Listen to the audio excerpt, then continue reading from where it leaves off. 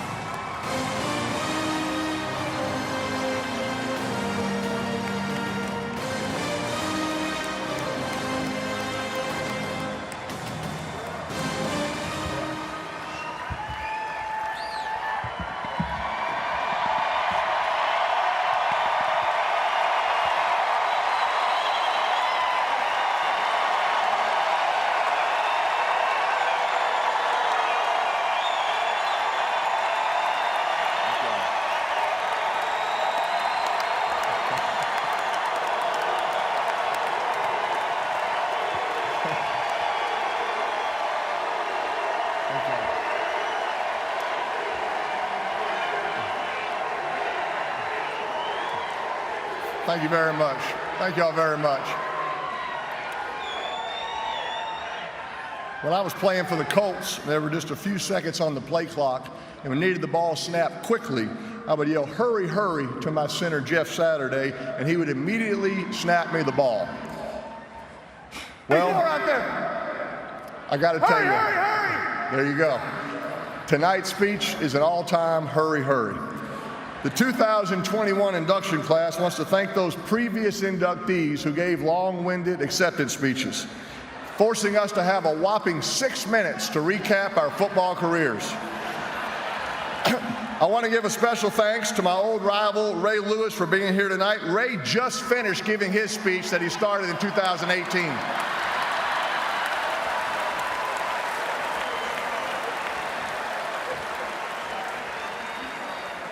Next year, acceptance speeches will probably shrink to 4 minutes.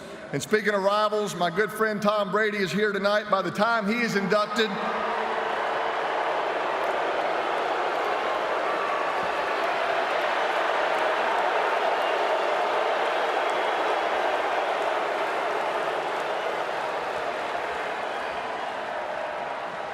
by the time Tom Brady is inducted in his first year of eligibility in the year 2035, he'll only have time to post his acceptance speech on his Instagram account. The legendary John Madden says that the Hall of Fame busts whisper to each other at night. And it's actually true. My son Marshall and I have heard it. But I also think that they run plays at night. They scrimmage. They throw a little 7-on-7. The other night I had a dream that I was in one of those scrimmages. The other team's coaches were Vince Lombardi and Paul Brown. My coaches, Bill Cowher and Jimmy Johnson. That's right, a Cowboy and a Steeler working together only in Canton, Ohio. We were on the 50-yard line with only 3 seconds left in the game. Coach Cowher called a running play. I said, "Coach, I'm going to have to audible. Omaha." I called a pass play. My bus faked a handoff to Barry Sanders. I threw a 20-yard break-in route to Michael Irvin right as Deacon Jones and Ray Nitschke hit me at the same time. Irvin, as he was getting tackled by Ronnie Lott, then lateraled to Steve Largent, who was in a foot race down the sideline with Darrell Green and Lim Barney. The savvy Largent, knowing he couldn't win a foot race with Darrell Green, then lateraled back to Lance Allworth, who dove into the end zone for the game-winning score. Now, yesterday, it was just a dream, but tonight, it's reality.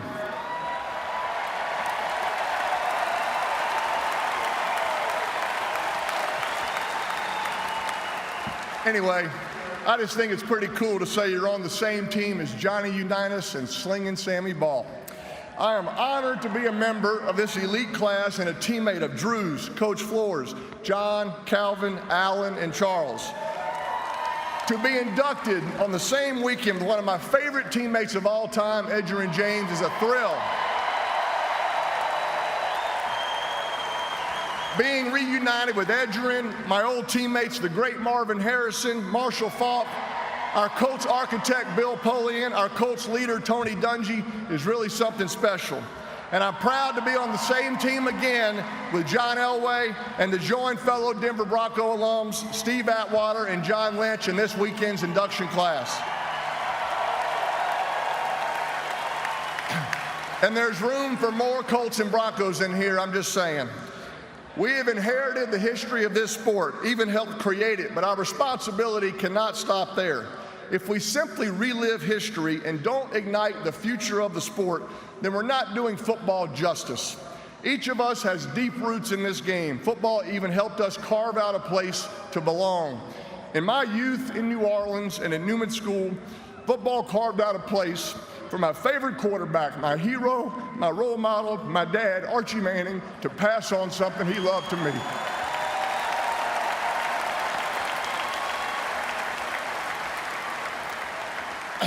Dad, there's no one I would rather have or be more appropriate than you to welcome me to this stage. My dad enabled me to play balls with my brother Cooper and Eli, the two best brothers a guy could ask for. And it gave my mom plenty of reasons to both beef me up and patch me up. You talk about lucking out with the most loving mother who can also break down a cover two defense as well as any NFL quarterback. In college, at my beloved alma mater, the University of Tennessee, football gave me a platform to help me grow as a man and refine my skills. Entering the NFL, the game gave me a profession where I could measure myself against the very best and live camaraderie at its deepest level. I always thrived on being coached, and I learned from some of the very best coaches in the business, many of whom are here tonight. Sadly, we have lost two special coaches to me this year, the great Howard Mudd and my good friend Greg Knapp. May they both rest in peace. After my playing career, I hung a whistle around my neck, and I've coached my son's flag football team for the past 2 years.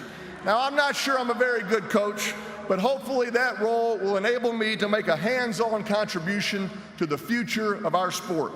Over the years, I've had the most unbelievable support from family, friends, fans, coaches, teammates, and support staffs. And I just can't say thank you enough to all of you that have come here tonight to help me celebrate. To Jim Irsay and the Indianapolis Colts organization, my gratitude is off the charts. You drafted me in 1998, and it was a joy and a privilege to represent the Horseshoe. And to Pat Bowlen, the Bowlen family, and the Denver Broncos organization, you took a chance on me at a crucial moment in my career, and I will never forget it. Thank you from the bottom of my heart.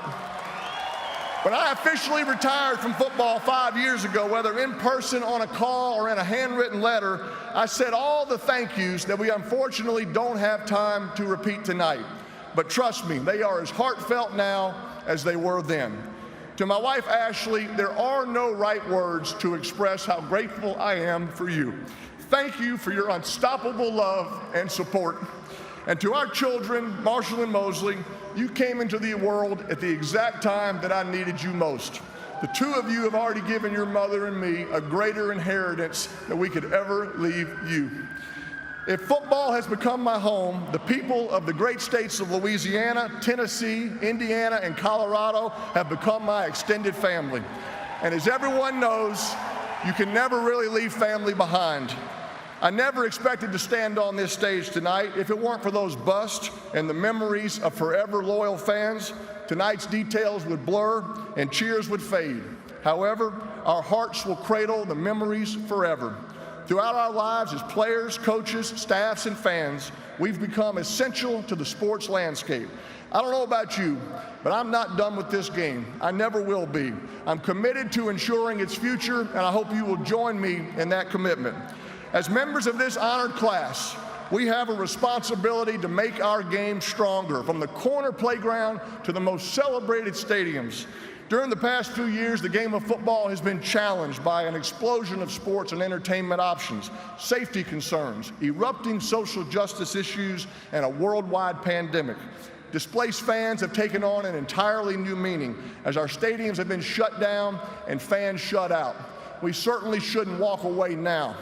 When we leave this stage tonight, it is no longer about us. It is about cultivating the game that has given so much to us. It's about nurturing football to live and thrive another day, another year, decade, and another generation. It's about guaranteeing that kids everywhere can learn, bond, grow, and have fun with every flag pulled, every tackle made, every pass thrown, every run, block, sack, and touchdown scored.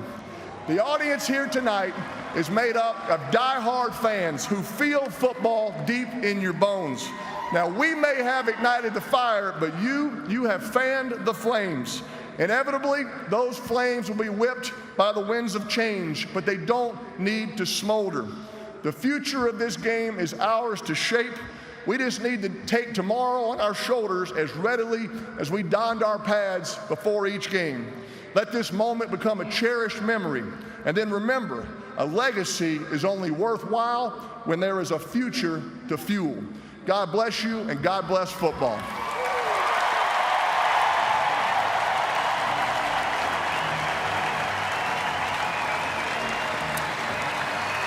That wasn't just a speech.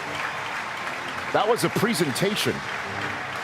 I've never seen more photographs that were marked to go along with a speech in real time to support visually what he was talking about to the audience here.